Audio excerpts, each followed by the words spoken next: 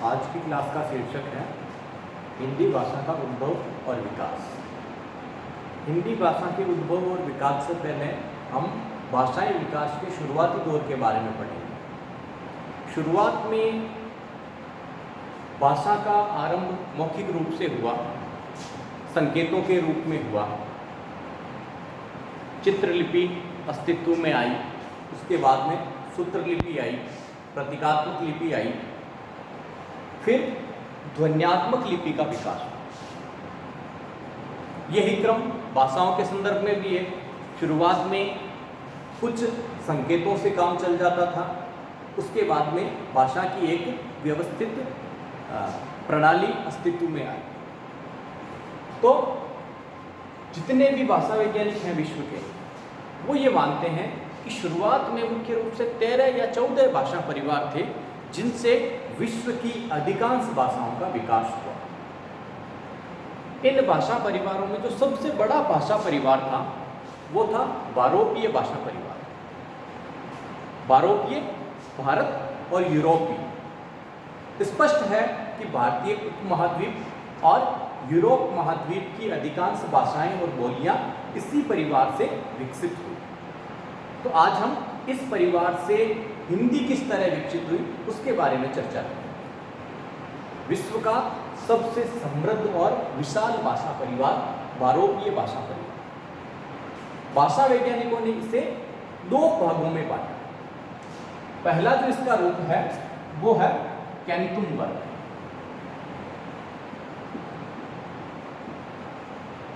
कैंतुम या कैंटुम वर्ग।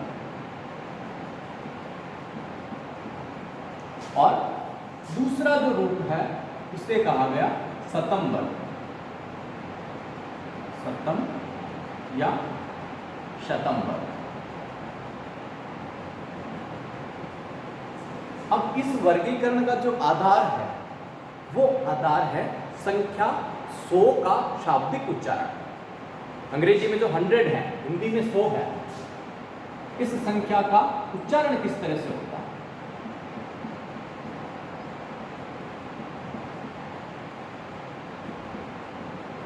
इस उच्चारण में जो शब्द है उसकी पहली ध्वनि या वर्ण कौन सा है,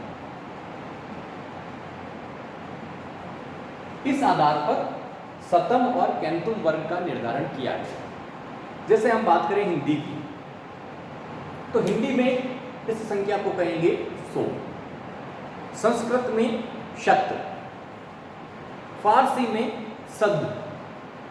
तो इस तरह जब इसका उच्चारण किया जाता है तो पहली जो ध्वनि है वो स है। इन सब भाषाओं को शतम वर्ग में डाला गया। इसी तरह कुछ भाषाएं हैं जिनमें इस संख्या के उच्चारण में क ध्वनि आती है। जैसे फ्रेंच में इसे कहते हैं कैंट और लैटिन में इसे कहते हैं कैंटोन। रशियन में इसे हेक्टोन कहते हैं। तो जहां पर क की ध्वनि आई, जैसे कैंट, कैंटो या कैंटोन, ये कैंतुम वर्ग की भाषा है।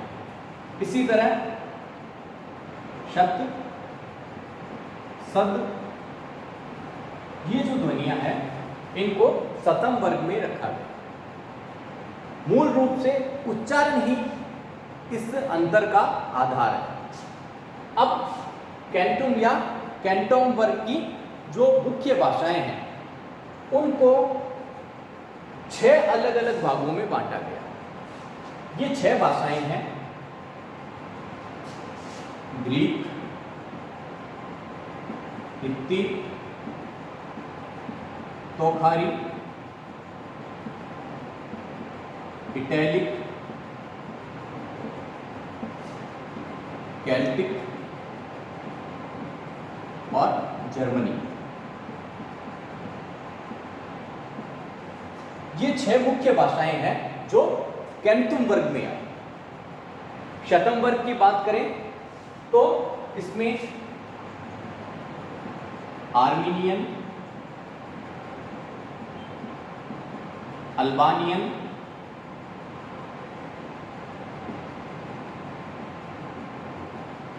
थेसोफिजियन,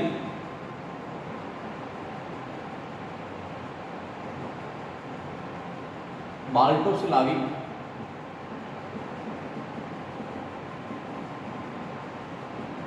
और भारत ईरानी वर्ग प्रमुख है।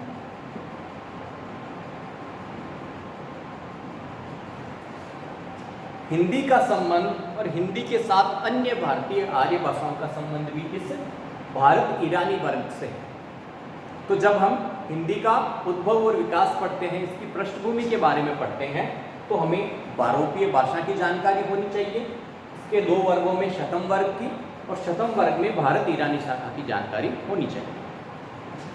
भारत ईरानी वर्ग जो है, इससे 3 अलग अलग उपवर्ग और निकले।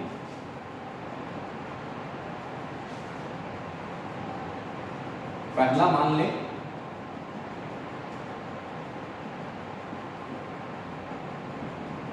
भारतीय आर्य भाषा,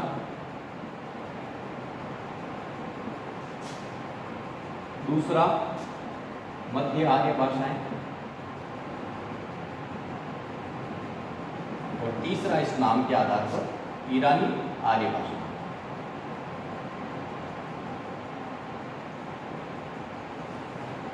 इस तरह से भारत और ईरान की जो प्राचीनतम भाषाएं हैं, उनका मूल रूप एक ही है। ये माना जाता है कि आर्यों की एक शाखा ने भारत में आकर भारतीय आर्य भाषाओं की शुरुआत की, वहीं आर्यों की एक दूसरी शाखा ईरान प्रदेश की तरफ पश्चिम की ओर चली गई। उन्होंने ईरानी का विकास किया और इनके बीच में जो मध्यवर्ती क्षेत्र था, जहां वर्तमान में अफगानिस्तान है, वहां पर मध्य आर्य भाषाओं का उद्भव और विकास हुआ। ईरान की जो प्राचीन आर्य भाषा है, उसे अवेस्ता कहा गया, और इनके प्राचीनतम धर्म ग्रंथ का नाम है जैन अवेस्ता।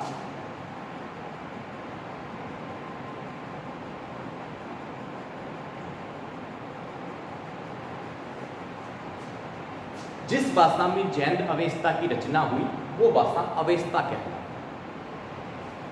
इस अवेस्ता का जो मूल रूप है, वो हमारी वैदिक से काफी हद तक मिलता जुलता है। भारत के प्राचीनतम वांग्मय में वेदों की गणना होती है। ये माना जाता है कि विश्व की सबसे प्राचीन कृति वेद है।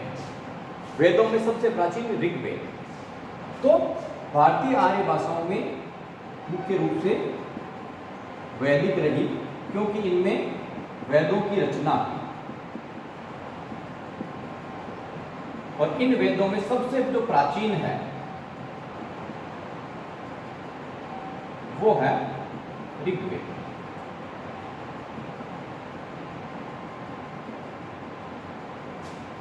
मध्य आर्य भाषाएं जो अफगानिस्तान के पहाड़ी क्षेत्रों में विकसित हुई, उनमें सबसे प्रमुख भाषा है पश्तो।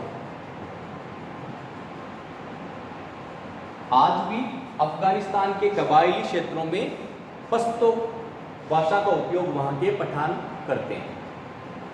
तो हम हिंदी के बारे में बात करेंगे, भारतीय आर्य भाषाओं के बारे में, जिसका सूत्र हमें वैदिक में मिलता है। भारतीय आर्य भाषाओं को मुख्य रूप से वापस कालक्रम के अनुसार 3 भागों में बांटा गया: प्राचीन भारतीय आर्य भाषाएं, मध्यकालीन भारतीय आर्य भाषाएं और आधुनिक भारतीय आर्य भाषाएं। सबसे पहले प्राचीन भारतीय आर्य भाषा। प्राचीन भारतीय आर्य भाषा,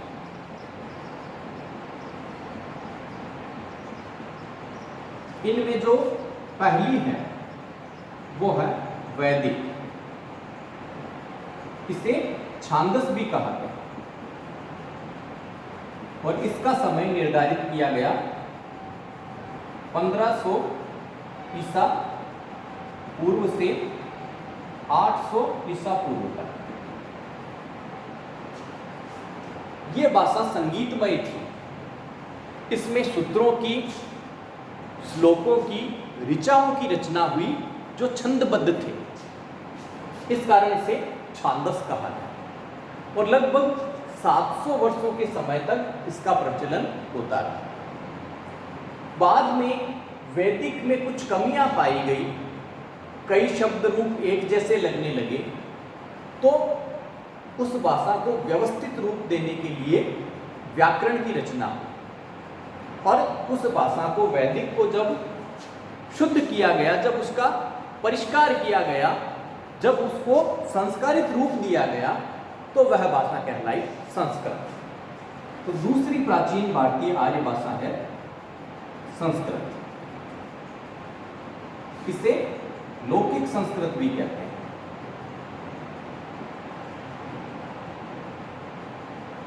इसका समय रहा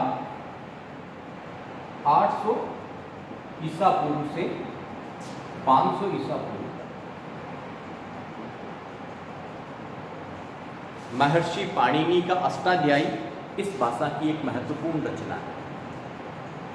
महर्षि पतंजलि ने इस भाषा के क्षेत्र में अपना अमूल्य योगदान दिया और बाद में महाकवि कालिदास ने अपने नाटकों के माध्यम से इस भाषा को उस समय की सबसे महत्वपूर्ण साहित्यिक भाषा बना दिया। यह है संस्कृत या लौकिक संस्कृत।